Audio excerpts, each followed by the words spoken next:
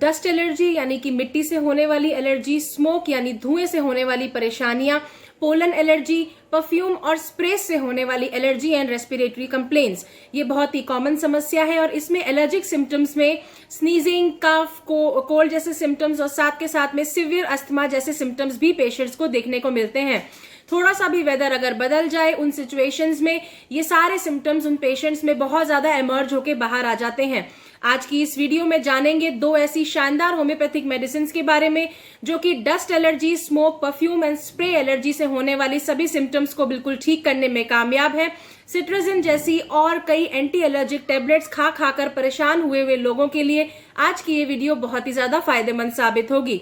इसी वीडियो में दोस्तों आगे कुछ ऐसे जर्नल टिप्स एंड ट्रिक्स भी आपको बताऊंगी, डाइटरी मॉडिफिकेशंस एंड चेंजेस भी आपको बताऊंगी जिससे कि आप एलर्जी के सिम्टम्स को दूर कर पाएंगे।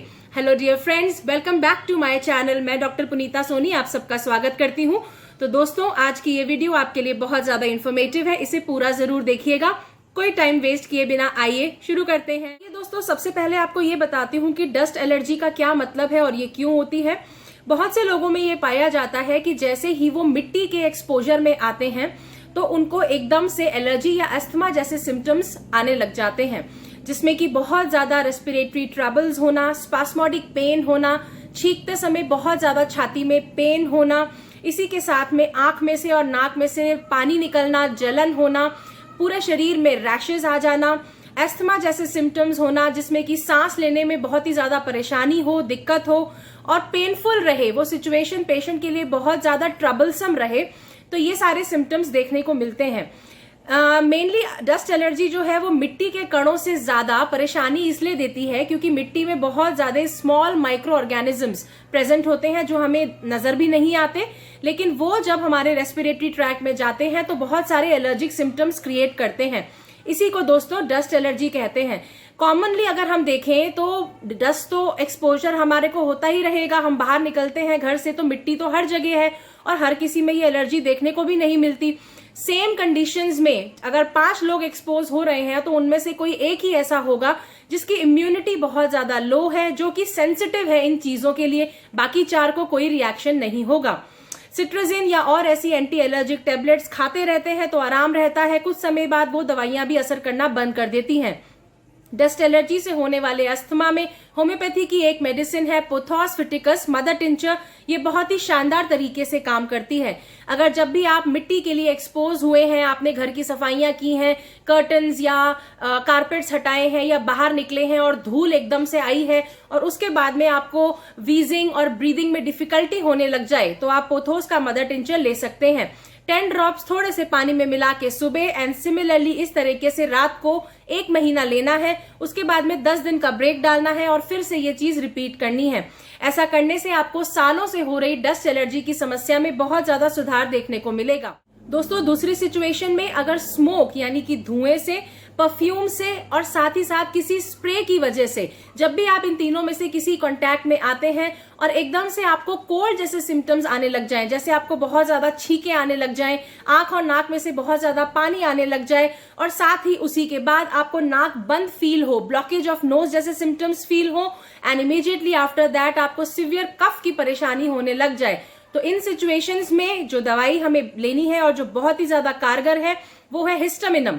हिस्टामिनम 1 mg की 1 डोज मैं वीकली अपने पेशेंट्स को देती हूँ और 2 बार ऐसा करके यानी कि 15 दिन तक देने के बाद में just I wait and see the results. मुझे हमेशा से ही अपनी क्लिनिकल प्रैक्टिस में इसके मैजिकल रिजल्ट्स देखने को मिले हैं, तो आप भी इन दवाइयों का उपयोग कर सकते हैं और उससे आपको आराम मिलेगा। इन दोनों सिचुएशंस के साथ दोस्तों एक और परेशानी है जिससे बहुत लोग ग्रसित होते हैं, वो है पोलन एलर्जी।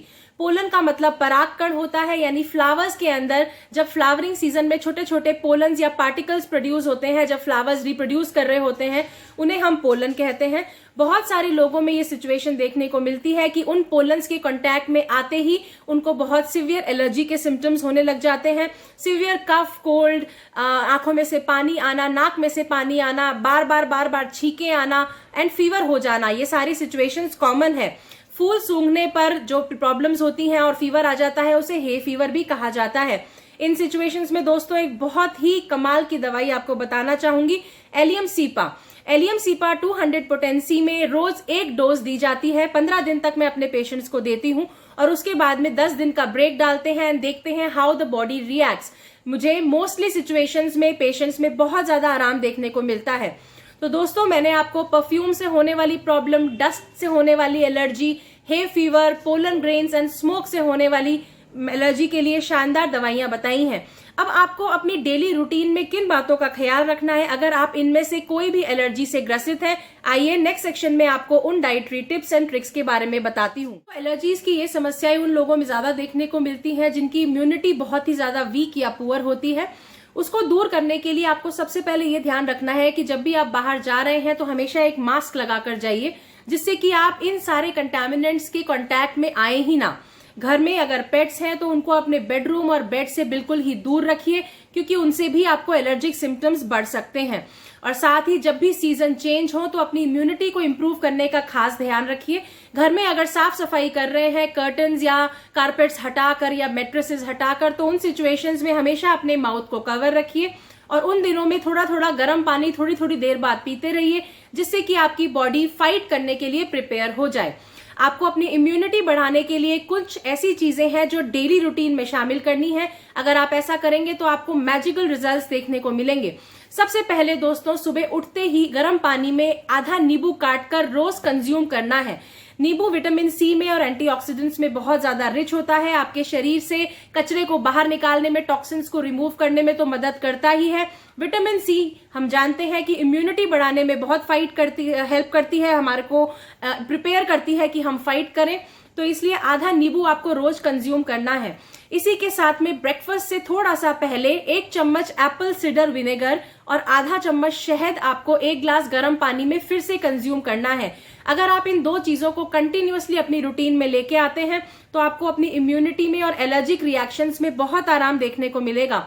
इसके अलावा दोस्तों, शहद, अदरक और तुलसी, ये तीनों आपके पक्के साथी और पक्के दोस्त हैं अगर आप अपनी इम्यूनिटी इंप्रूव करना चाहें। आप स्टीम लीजिए, डेली बेसिस पे स्टीम लीजिए और उसमें 1 पीस अदरक का डालकर और फिर स्टीम लीजिए। आपको अपनी एलर्जी की सिचुएशंस में बहुत आराम देखने को मिलेगा। तुलसी वाली चाय सदियों से हमारे यहाँ पे फेमस है, यूज की जाती है, कंज्यूम की जाती है, शानदार बेनिफिट्स देती है। कोल्ड, कफ और फीवर में हमेशा से ही इसकी महानता के बारे में बात की जाती है। इसके अलावा दोस्तों, शहद को भी डेली बेसिस पे कंज्यूम कीजिए, चाहे आप नींबू के साथ गर्म पानी में डाल के ले रहे हैं या मैंने एप्पल सिडर विनेगर बताया उसके साथ में कंज्यूम कीजिए, क्योंकि शहद भी एंटीऑक्सीडेंट्स, एंटीमाइक्रोबियल्स, इन सब में बहुत ज्यादा रिच होता है, आपकी बॉडी को डिटॉक्सिफाई करने का काम करता है। इसके अलावा दोस्तों, ग्रीन टी को भी डेली रूटीन में जरूर शामिल करना है, क्योंकि ये भी एंटीऑक्सीडेंट्स में रिच है, आपकी बॉडी से टॉक्सिन्स हटाएगी, आपका इम्यून लेवल राइज करने का काम करेगी, आपका मेटाबॉलिज्म इंप्रूव करने का काम करेगी। इसके अलावा ध्यान रखिए कि ग्रीन वेजिटेबल्स को हमेशा कंज्यूम करना है, सैलेड्स को हमेशा कंज्यूम करना है, प्लस दही को जरूर कंज्यूम कीजिए, क्योंकि उसमें भी एंटीमाइक्रोबियल प्रॉपर्टीज होती हैं। छोटा सा लेकिन बड़े काम का नुस्खा कहता है कि आपको हल्दी की चाय डेली बेसिस पे कंज्यूम करनी है। हल्दी एक बहुत ही स्ट्रांग हर्ब है, इसमें करक्यूमिन केमिकल होता है और हम हमेशा आपको बताते हैं ये आपकी बॉडी के लिए बहुत ही ज्यादा यूजफुल है। Antioxidant properties, antibacterial properties, antimicrobial properties and toxin produce को रिमूव करने के लिए बहुत लंबी लिस्ट है। तो करक्यूमिन या हल्दी बहुत ही यूजफुल है। 1 कप पानी को गर्म कीजिए, उसके साथ में आप आधा चम्मच हल्दी उसमें डालिए, शहद डालिए और कंज्यूम कर लीजिए, या फिर आप इसी तरह से 1 कप दूध में भी हल्दी डाल के कंज्यूम कर सकते हैं। साथ ही दोस्तों, एलोवेरा, ये भी एक बहुत ही इंपॉर्टेंट प्रोडक्ट है, बहुत ही इंपॉर्टेंट प्लांट है। इसकी भी प्रॉपर्टीज विटामिन सी में रिच होने के साथ साथ एंटीबैक्टीरियल एंड एंटी एलर्जिक है, जो कि आपकी इम्यूनिटी बढ़ाने में भी आपको बहुत ही ज्यादा सहायता देंगी। तो मैंने जितने भी आपको चीजें बताई हैं वो सब आपकी डेली रूटीन की चीजें हैं, आपकी किचन में ही अवेलेबल है। और अगर आप इन हर्ब्स को कंज्यूम करते हैं तो इससे आपकी इम्यूनिटी इंप्रूव होती है। देखिए दोस्तों, एलर्जिक सिम्टम्स आए और रोज एक गोली खा लेना ये कोई सोल्यूशन नहीं है। कॉज जानने की कोशिश कीजिए। अदरवाइज आप यही कर रहे हैं कि जमीन के ऊपर एक पौधा उग रहा है, आप उस पौधे को काट रहे हैं, रोज उग रहा है, रोज काट रहे हैं, लेकिन आप उसकी जड़ों तक नहीं पहुंच रहे हैं। और उसको इंप्रूव करने, रिमूव करने के लिए जड़ों को उखाड़ना बहुत जरूरी है। होम्योपैथी यही काम करती है, रूट कॉज को ही ठीक करती है, वक्त लेती है, लेकिन आपको हमेशा के लिए रिलीफ देती है। दोस्तों, आज मैंने आपको वीडियो में जो भी मेडिसिन बताई हैं उनसे आपको बहुत आराम मिलेगा। आप ऑर्डर करके मुझसे वो मेडिसिन जरूर मंगवाइएगा। अगर आप और कोई पर्सनलाइज ट्रीटमेंट चाहते हैं तो मेरा नंबर डिस्क्रिप्शन बॉक्स में भी है और स्क्रीन पर भी फ्लैश हो रहा है। मेरे फेसबुक पे आयुष्मान होम्यो केयर पे जरूर जाइएगा, उसको लाइक कर लीजिए, सब्सक्राइब कर लीजिए। वहां पर भी आपको यूजफुल वीडियोस मिलती रहेंगी। आगे मिलती हूं और जल्दी ही मिलती हूं और बहुत सारे यूजफुल वीडियोस के साथ। अपना बहुत ज्यादा ध्यान रखिएगा। Take very good care of yourselves. Thank you so much for watching. Bye bye.